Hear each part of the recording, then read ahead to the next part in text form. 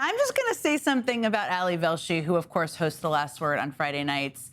He is one of the most brilliant, one of the most deeply substantive, who has a crazy wealth of knowledge people, and I get to talk to him when he's not on television, and the loveliest colleague. And I cannot wait to see what you do with the 11 p.m. More Ali Velshi is good during the week. I'm excited about it. Thank you, my friend. And you're right. I think we have some great conversations. I get so much from you when you're on TV, but some of that deep knowledge that you have feeds the stuff that I do too. So that will continue. We'll have a lot more of it, and I'll get to see you 5 days a week. So I'm looking forward to it. That.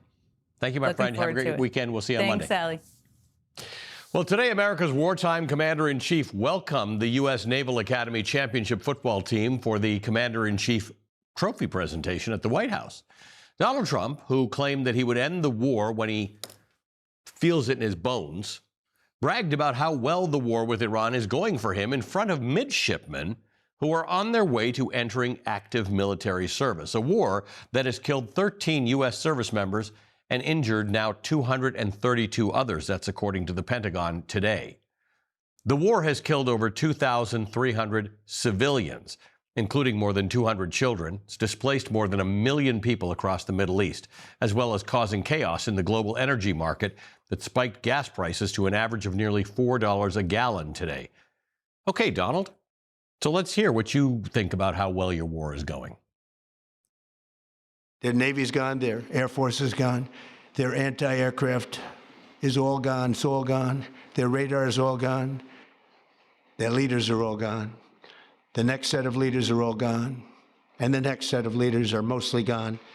And now nobody wants to be a leader over there anymore. We're having a hard time. We want to talk to them, and there's nobody to talk to. We have nobody to talk to, and you know what? We like it that way. We have nobody to talk to, and we like it that way. What does that even mean? We have no one to negotiate with, so the war can just keep on going endlessly, so we can keep killing Iranians, so American troops can keep being killed and wounded.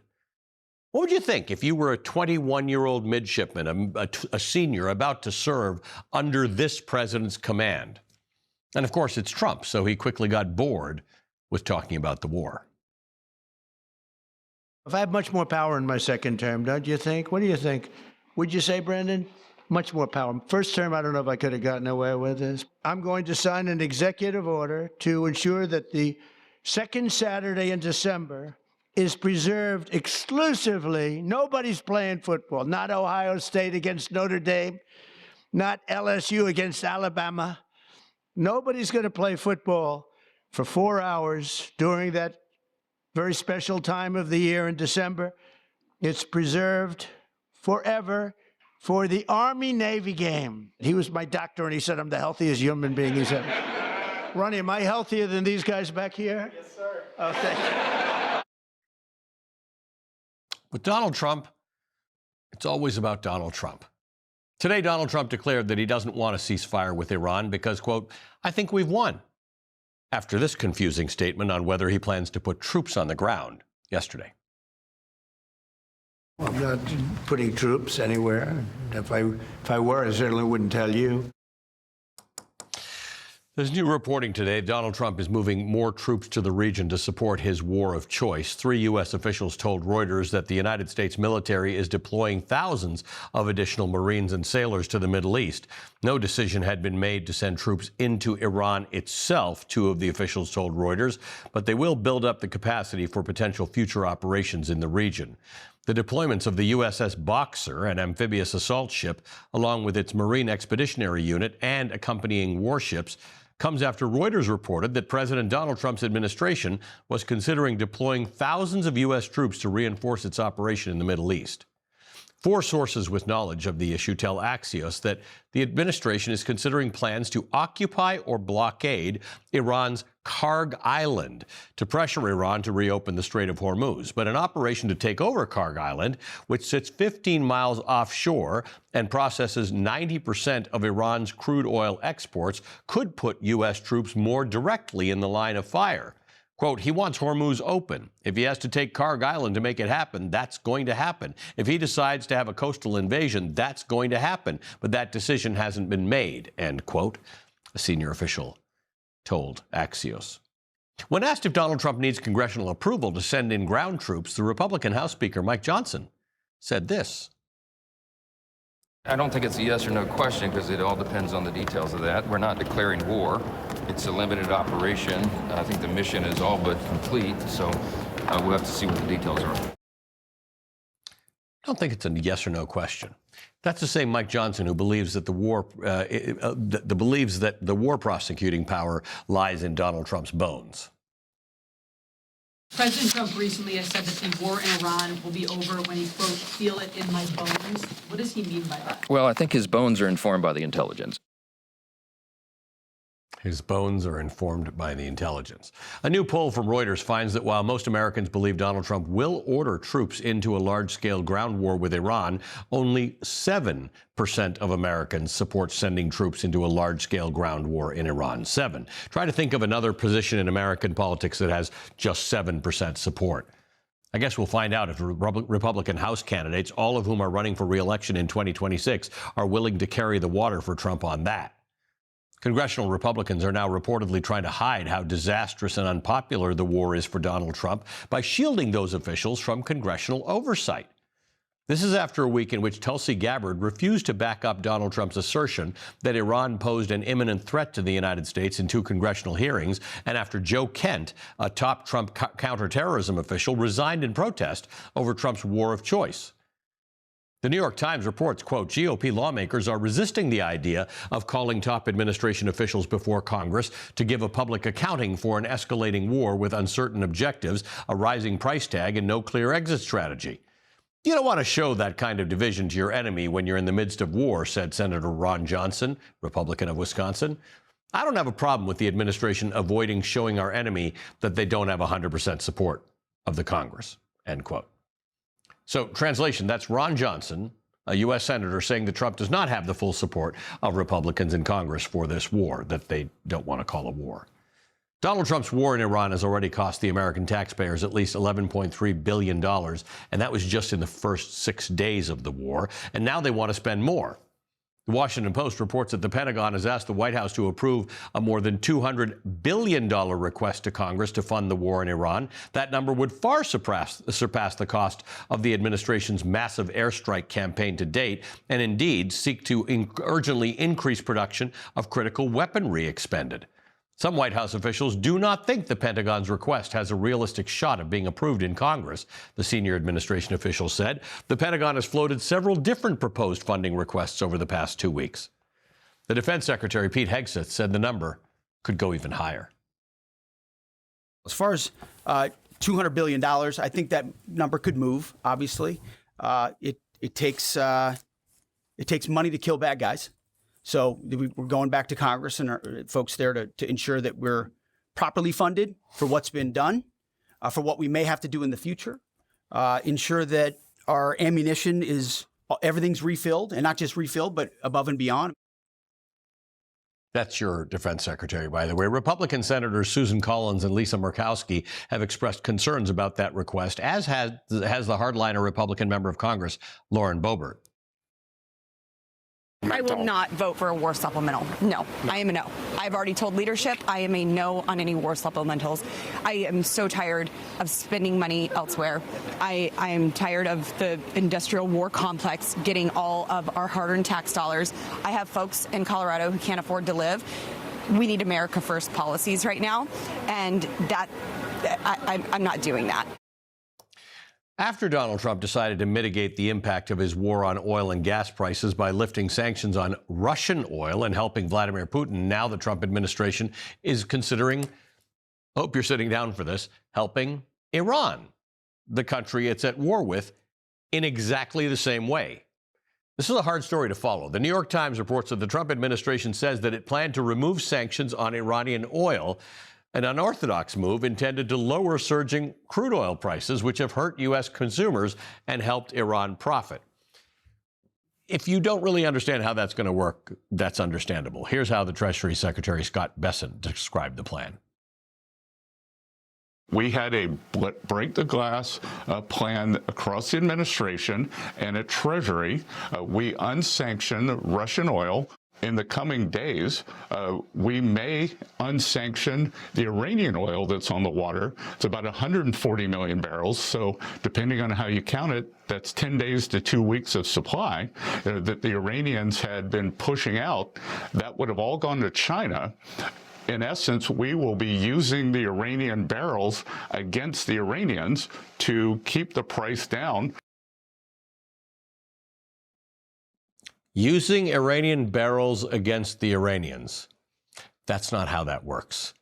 The United States will be helping Iran enrich itself as it fights Iran, just as it's enriching Russia, despite multiple reports that Russia is sharing intelligence with Iran, which helps it target American forces and assets in the region. The Ukrainian president, Volodymyr Zelensky, noted how the war and Donald Trump's decision to temporarily lift sanctions on Russian oil has enriched Russia, saying, quote, now we see that they've earned about $10 billion in 2 weeks of war in the Middle East. This is really dangerous. It gives Putin more confidence that he can continue the war in Ukraine. And if that's not bad enough, while Donald Trump is helping our adversaries, he's trashing our NATO allies for not volunteering to help escort tankers through the Strait of Hormuz in a war that he started without consulting them. It's a simple military maneuver. It's relatively safe, but you need a lot of help in the sense of you need ships, you need volume. And NATO could help us, but they so far haven't had the courage to do so. It's a simple maneuver to open the Strait of Hormuz, yet Donald Trump hasn't done it. We've defeated the enemy, but more troops are on the way. NATO allies are cowards for not helping Donald Trump in his war of choice. Donald Trump certainly seems to be using the Iran war as an excuse to trash NATO and make it seem like NATO doesn't help America. Yet another benefit to Donald Trump's old pal, Vladimir Putin. Joining me now is the perfect person to have this discussion, the Democratic Congressman Eugene Vindman of Virginia. He's a member of the Armed Services Committee. He is a retired Army colonel. Congressman, great to see you. Thank you for being with us. Great to see you. I don't know where to even start with this. There's so much there. So let's start at the end. Russia, by lifting these sanctions, in theory, lifting the sanctions puts more oil on the world stage and brings oil prices down. A, that hasn't worked. B, Russia is getting more money per day than Ukraine gets from all of the West in its attempt to fight the war now, because Russia is minting money off all this oil it's selling. This doesn't work in our interest. No, it doesn't. Look, this administration is winging it. Yes. It sounds pretty bad because it is. I don't think they have a plan. They certainly don't know the consequences of their actions. So they think the consequences of giving the Russians $150 million extra dollars a day will lower cost of oil and gas for the American people. Yeah, but it's not having that effect. It's not. And the same thing with the Iranians. I mean, giving the Iranians more money, a country that we're currently at war with, to lower costs for the American people, that just doesn't happen. Yeah. So this administration doesn't have a plan. They don't know what they want to achieve. They don't know whether it's regime change or unconditional surrender or elimination of their nuclear program. Right. And all of which could be interesting and should be discussed with you in Congress as our representatives to say, hey, okay, that goal is worth American lives or it's not worth American lives. But you were at the dignified transfer of those soldiers who came back. They've lost their lives and their families don't yet have a clear answer as to why. Why and how long and what we're looking to achieve. As I watched the caskets go by with the president literally just feet in front of me, I kept wondering to myself, when will this end? What is the purpose of this mission? We're expending $1 billion a day. We lost 13 soldiers, over 200 wounded. And each one of these casualties has a mother, brother, father, son. Right. I met all the families. Young children that don't have a parent. And right now, the American people have no idea why, no confidence that the leadership of this administration knows what they're doing. And frankly, it's chaos. So Mike Johnson said, this isn't a war. Now, this is a little trick people use all the time. Vladimir Putin's actually using that trick in Ukraine, right? You can't call it a war. You will actually go to jail in Russia for referring to their excursion into Ukraine as a war. Vietnam was never a war. It was a police action. This is nonsensical to most Americans. When you send soldiers out or sailors or airmen and they die in a conflict, whether Mike Johnson calls it a war and wants or doesn't want Congress to approve it is not a real thing to most people. Absolutely. Look, I will tell you, Mike Johnson has a problem. You saw the commentary by Lauren Boebert. Yep. She's not the only one. Not the only one. In fact, I've had conversations with Republicans in private that have told me that boots on the ground is a red line for them. Now, whether they follow through on that, obviously, is a real question. Well, that's always the issue with this Republican conference, right? It is. People say things, and then once in a blue moon on the Epstein files, they happen to. James Comer happens to. Rand Paul does, but that's because he doesn't think we should be involved in these things, so he's pretty consistent. But the rump of Republicans go along with Donald Trump.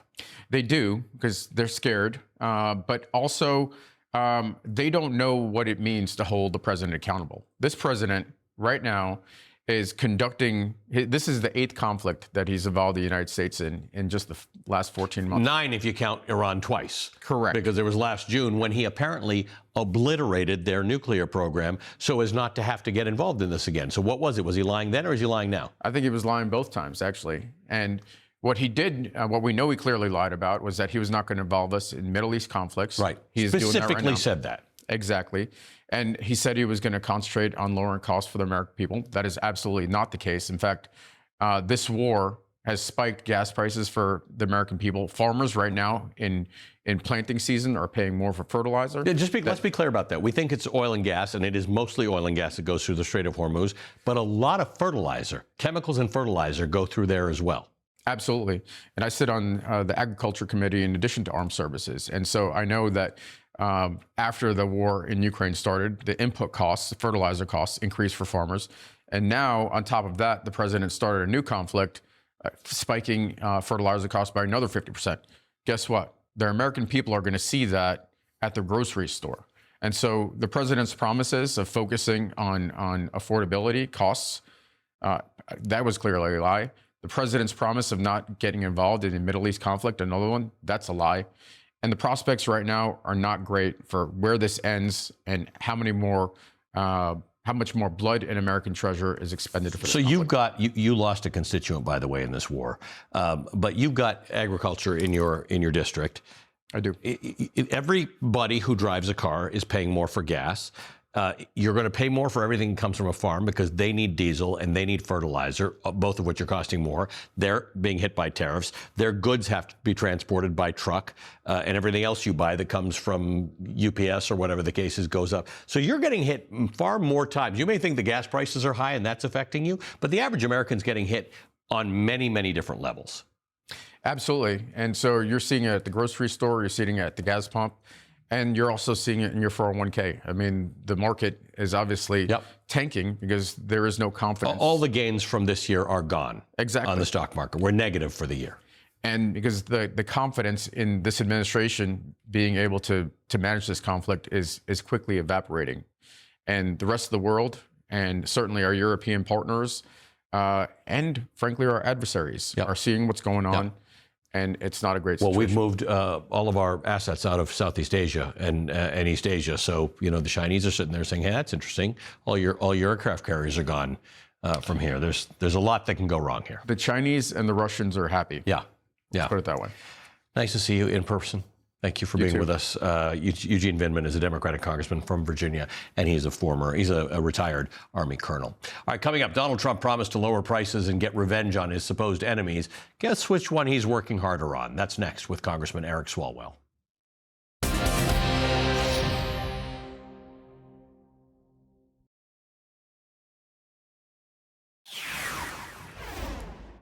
Donald Trump is the only presidential candidate in history who promised to lower prices on day one. Because it was a lie, he couldn't do it, and he didn't do it. But that didn't stop him from just saying that he did do it to voters in Pennsylvania a few months ago before he launched his war with Iran. You're getting lower prices, bigger paychecks. We're getting inflation. We're crushing it. And you're getting much higher wages. I mean, the only thing that's really going up big, it's called the stock market and your 401ks. Well, most of that, even at the time, was a lie. Prices were not down. We were not crushing inflation. But all of that is especially not true now. Reuters reports the U.S.-Israeli war with Iran, which started at the end of February, has sent oil prices surging more than 40%, and with it, retail fuel prices like gasoline and diesel fuel. Economists expected the war's inflationary effect to show up in the March consumer and producer price reports, which will be released next month.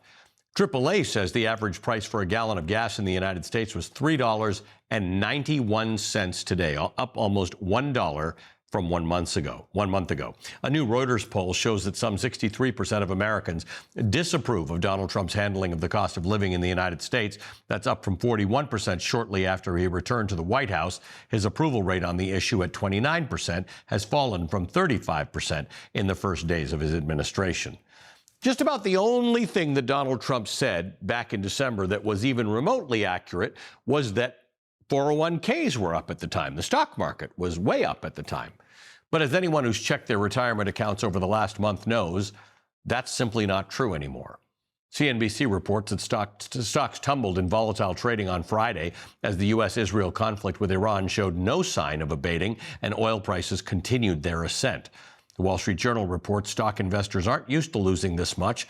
The S&P 500 and the Dow Jones Industrial Average finished the week down for the fourth week in a row. That's the longest weekly losing streak since 2023 for the Dow and since last March for the S&P. So, prices are getting higher and higher. The stock market's tanking, and understandably, Americans are not happy about any of this. Any other president would be, at the very least, trying to show that he feels their pain and remains laser focused on their problems. But of course, this is Donald Trump. See the nice gold curtains? If you want to look into a nice foundation and you want to see a lot of work, very deep, very, very deep for specific reasons, we have a magnificent ballroom being built. There's actually never been a paint that's made that will look like gold. Steve will tell you that. You either gold leaf it or use real gold bullion. We have at the front of the White House on June 14th. You probably read UFC is going to be here. It's June 14th. Happens to be my birthday. It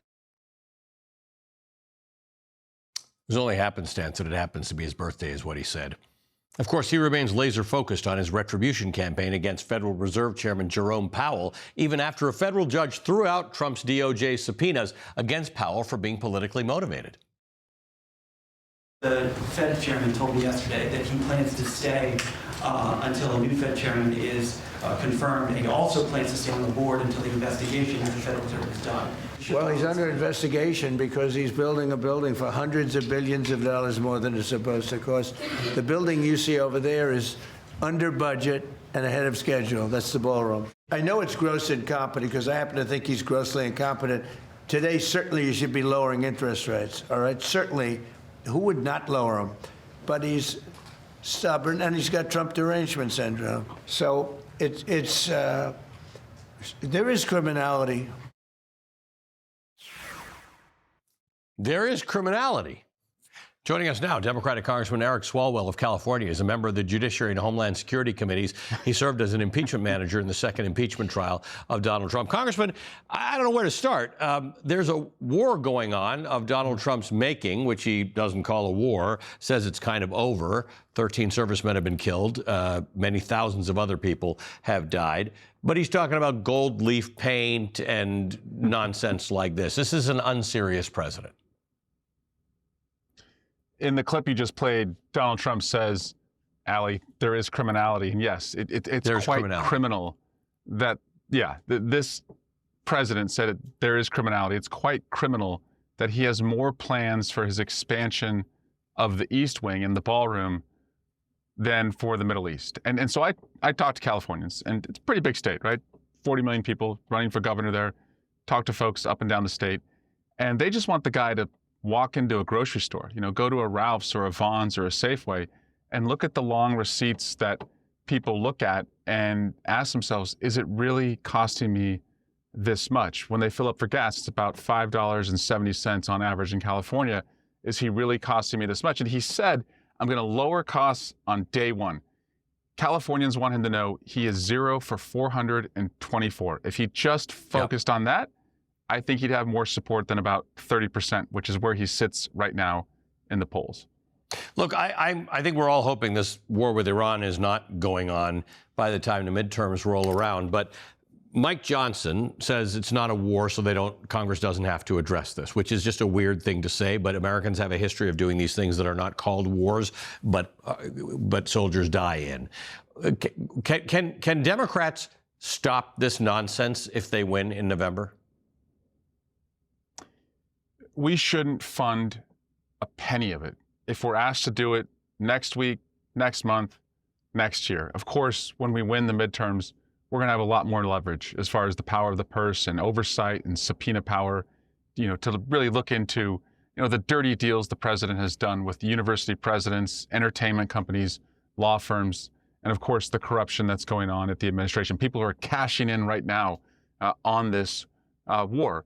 But also, your viewers, people who are watching right now, they're not helpless either. There's a No Kings rally next weekend. And the more that people show up, the more the message is sent at the town square, at our town halls, that the public sentiment is not with this president. That matters from next week all the way to the ballot box. I think this is really important. That's next Saturday.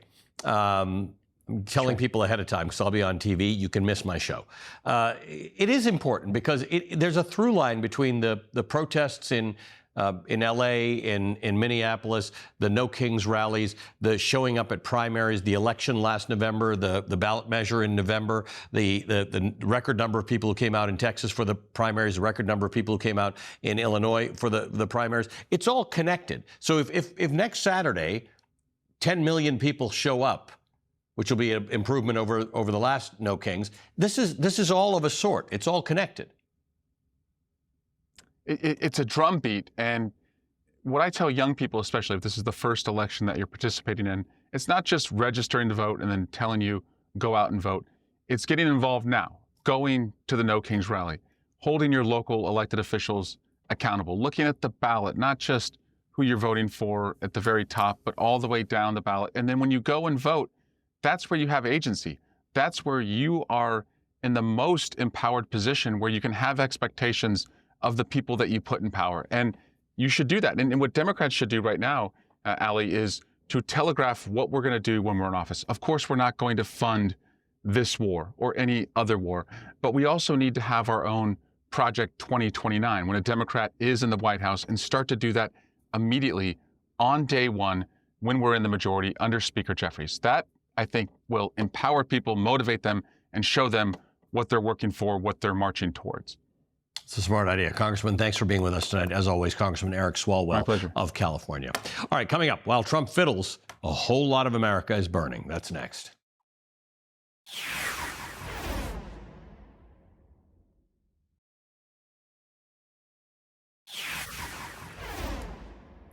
Every day, Americans are confronted with Trump's multi-front attack on our democracy, launching a super expensive war of choice on Iran based on an unproven threat and without congressional approval, using the Department of Justice to go after his enemies, imposing his illegal tariffs on us, or blowing up America's relationships with its closest allies. There are the ongoing problems that he has exacerbated, like Russia's war on Ukraine and inflation, and the purely Trump, just plain crazy developments like his North Korean-style military parade, cage fighting at the White House, and the endless grift. It's a lot. That's part of the authoritarian playbook, to keep us constantly chasing the bouncing ball, to overwhelm us. It doesn't leave a lot of room for thinking about what could have been or what could be, what this country could be doing if we put our focus and resources towards something better than a stupid ballroom. Here's one example. Today is the first official day of spring, but in much of the country, you'd never know it. It was 110 degrees in Yuma County, Arizona, the hottest temperature ever recorded in March in U.S. history. 107 degrees in Palm Springs. That's a new record for March. 106 degrees in Phoenix. This week marks the first triple-digit temperatures for Phoenix in 2026, the earliest that triple digits has ever been recorded in that city. Nearly 40 million Americans are spending the last week of winter and the first week of spring, under extreme and heat advisories. Across California, Nevada, Arizona, the Southwest, the extreme heat is having an impact on all aspects of daily life. The Salt Lake Tribune reports, quote, record heat is fast-track fast-tracking Utah's already dire water outlook as a heat wave scorches the west this week. Utah's record low snowpack is reaching its peak abnormally early. The Oklahoman reports Oklahoma heat wave brings record temperatures and fire risk this weekend. KUSA in Denver reports Colorado ski town businesses struggle as warm water dries up sales. The warm and dry winter isn't just hurting the snowpack, it's hurting businesses in the Colorado mountains. All across this country, Americans are finding out firsthand what climate change is actually about. Having enough water to drink in your city, being able to afford homeowners insurance on your house, or being able to get a policy at all. Not having your house and neighborhood burned down or destroyed in a flood. Local hospitals being overwhelmed with patients during extreme heat waves. And it's only going to get worse with the ravenous energy and water demand of data centers. Unfortunately, we know that Trump's years will be a waste. But it's possible that events and market forces will move faster than our politics when it comes to protecting Americans and their property from a rapidly changing and destabilizing climate. Joining us now is Michael Mann, Presidential Distinguished Professor of Earth and Environmental Science at the University of Pennsylvania. He's also the director of the Penn Center for Science, Sustainability, and the Media. He's the co-author of Science Under Siege, How to Fight the 5 Most Powerful Forces That Threaten Our World. Michael, it is great to see you again. Thank you for being with us. It's always great to be with you, Ali. Look, I don't think there's a distinction between the people who are going to show up next week at the No Kings rally and fight for democracy and the people who want climate justice. I think this is all of a sort right now. We're all fighting for reclaiming our agencies so that we can fix the things that are broken. But once we get that agency back and democracy is back intact, the climate's going to have to be issue number one. Yeah, as I like to say, there's no path to meaningful action on climate that doesn't go through a functioning democracy. So we obviously have to preserve our democracy if we are to have any means of implementing policies to deal with this defining crisis of our time. But there is no question, this is the defining crisis of our time, and we've lost valuable time. Several years, I mean, we're now just 1 year into the Trump administration, but we've already seen decades of significant environmental and climate progress deconstructed in a matter of months. And so we're going to have a lot of work to do. We're really going to have to hit the ground running.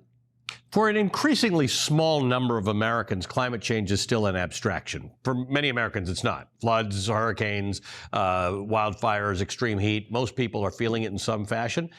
Those numbers I just read about weather on the 21st of March starts to feel a little existential. Yeah. Well, it's sort of a climate change triple whammy because there are really 3 factors here, Ali. The first factor is an obvious one. You make the planet hotter, you're going to have more frequent and intense heat waves. And we see that right now. But there's something else going on as well, that hot, dry air, that's sort of the band of deserts, if you like, where air descends typically somewhere between 20 and 30 degrees north of the equator. And that shifts north and south with the seasons. So normally that belt of very hot, dry, desert-like air would arrive into the southern U.S. sometime in May or June, and instead we're seeing it in March. And that's one of the predictions of the climate models, that we see that sort of high pressure zone reach us earlier in the year. So that hot, dry season starts earlier. And then there's a third factor as well, that heat dome, those heat domes that we hear about, those areas of very persistent high pressure that are associated with hot and dry air. They are probably becoming more persistent as well because of changes in the behavior of the jet stream that are linked to human-caused warming. And here's an important point. The climate models that we use to project the future actually don't do a very good job with that third factor. So if anything, the models that we rely upon may be underestimating the impact that climate change is having on these sorts of extremes. We've obviously seen in Florida and coastal regions in the southeast the effect of insurers just disappearing, not insuring things. We then saw that with the fires, the wildfires in the Pacific Northwest and in California. This is again becoming a problem for people. They either can't afford insurance, but in an increasing number of places simply cannot get insurance for their homes. Yeah, you know, the first stage of uninhabitability, as I like to say, is uninsurability. And Right. we're already seeing that happen. We're seeing that happen because of the flooding, the extreme storms along our coastal regions, the devastating wildfires out west. I saw it a few years ago when I was down in Australia during their so-called Black Summer, that unprecedented heat and dry. I think we did an interview when I was down there. Yep. And there were many regions where they said they were no longer going to be able to build homes. They just couldn't get them insured anymore. We're seeing that here too. All right, I want to remind people, Michael, that you're not actually all doom and gloom about this. There are solutions and there are ways out of it. We'll have that in another conversation coming up. We appreciate your time, as always, Michael Mann. Thank you. Thank you, Ali. All right, coming up, we hear just how frustrated some Florida Trump voters are about Donald Trump in their own words, especially on rising gas prices. The good news is in just 3 days, voters in Donald Trump's backyard literally will get to have their say. That's next.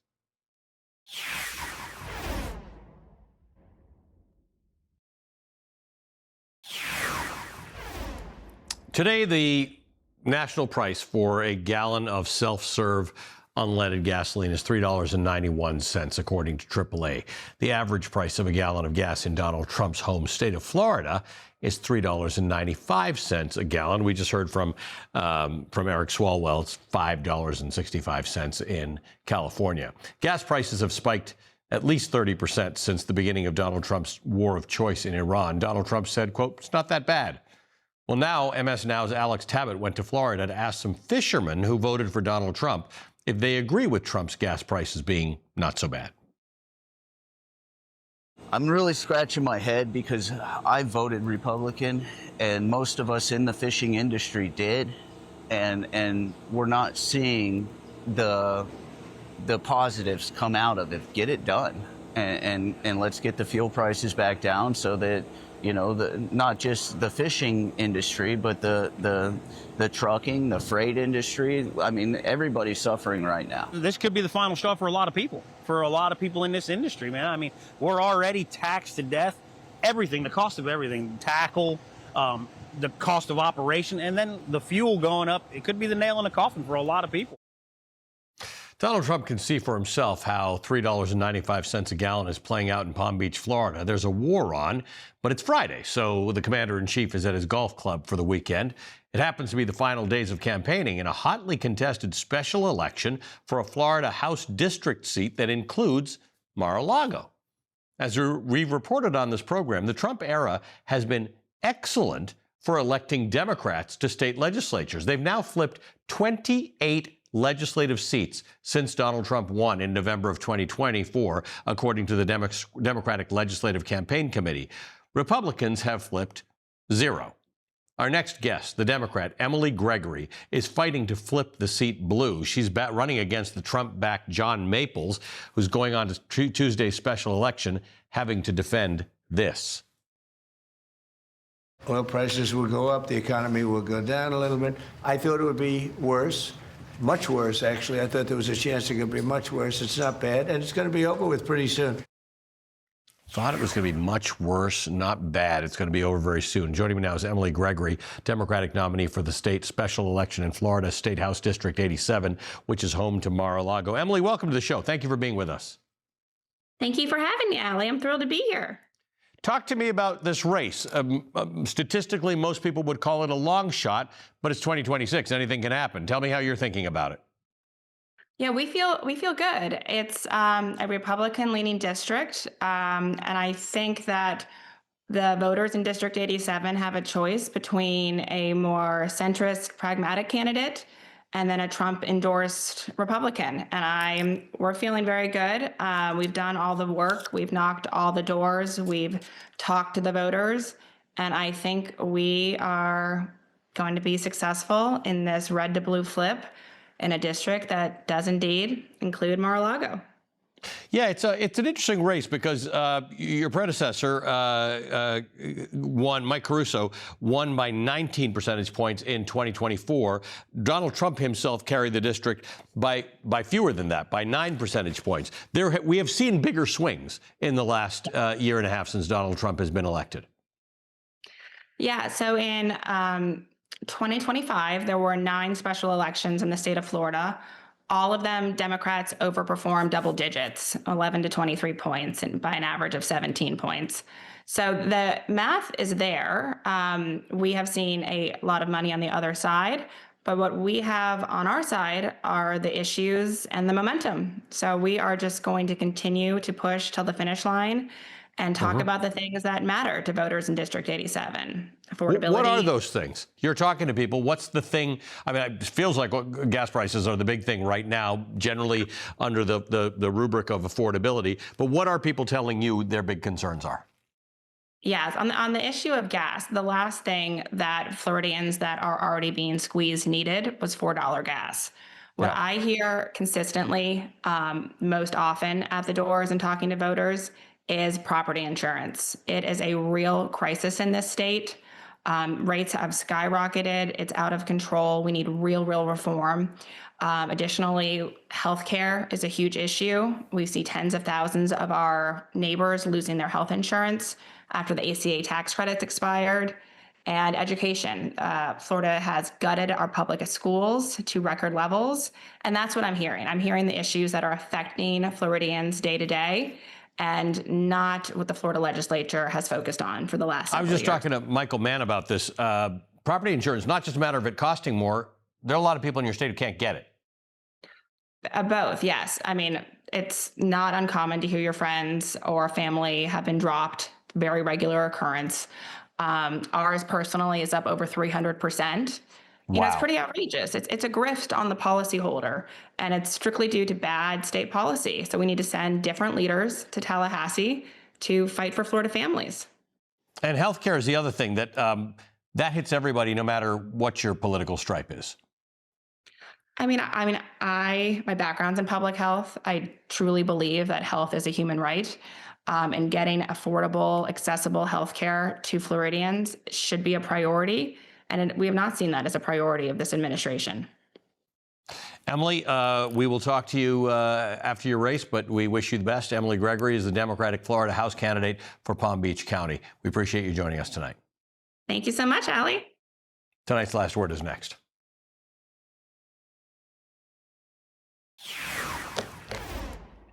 A programming note before we go. I don't ever need an excuse to talk about Toni Morrison or to pick up my old copy of Song of Solomon, but getting Tayari Jones, the author of the brand new blockbuster novel Kin, to talk about Toni Morrison is something else entirely. So tomorrow I'm talking to Jones about Song of Solomon, about how Toni Morrison inspires contemporary writers and why her work is so important and relevant right now. That's tomorrow morning, 10 a.m. Eastern on Velshi. I hope you'll join us. That is tonight's Last Word.